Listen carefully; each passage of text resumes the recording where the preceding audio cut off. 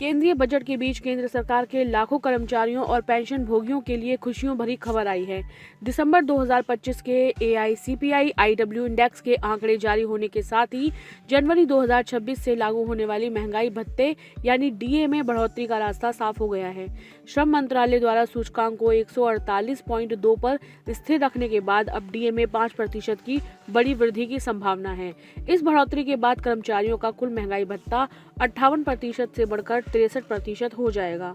यह कदम लगातार बढ़ती महंगाई के बीच सरकारी कर्मचारियों की क्रय शक्ति को बनाए रखने में एक प्रभावी वित्तीय कवच का काम करेगा और इसी के आधार पर यह तय किया जाएगा कि आखिर DA में कितना इजाफा किया जाए। श्रम और रोजगार मंत्रालय ने दिसंबर 2025 के लिए AICPI IW सूचकांक को 148.2 पर बरकरार रखा, यानी यह इंडेक्स नवंबर में भी इतना ही था। ऐसे में अब संभावना ये जताई जा रही है कि DA में सरकार अधिकतम वृद्धि कर सकती है। केंद्र सरकार के कर्मचारियों के लिए महंगाई भत्ते में 5% की वृद्धि होने की संभावना है, जिससे कुल वृद्धि 63% हो जाएगी। All India NPS employees federation के अध्यक्ष मंजीत सिंह पटेल ने कहा है कि केंद्र सरकार ने AICPI IW सूचकांक को 148.2 पर अपरिवर्तित रखा है, यानी महंगाई भत्ते में 5% की वृद्धि की जा सकती है।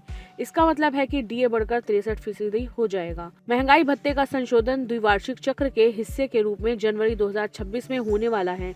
सरकार ने जुलाई 2025 में DA को 55% से बढ़ाकर 58% कर दिया था। अब जनवरी से लागू होने वाले इस नए इजाफे के बाद कर्मचारियों को बढ़ी हुई सैलरी का लाभ मिलेगा, जो बढ़ती महंगाई से निपटने में एक बड़ा सहारा साबित होगा।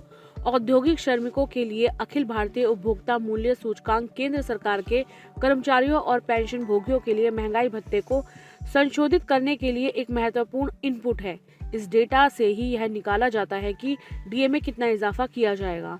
महंगाई भत्ते में 5% की यह संभावित वृद्धि केंद्रीय कर्मचारियों के लिए बजट के मौसम में सबसे बड़ा उपहार है।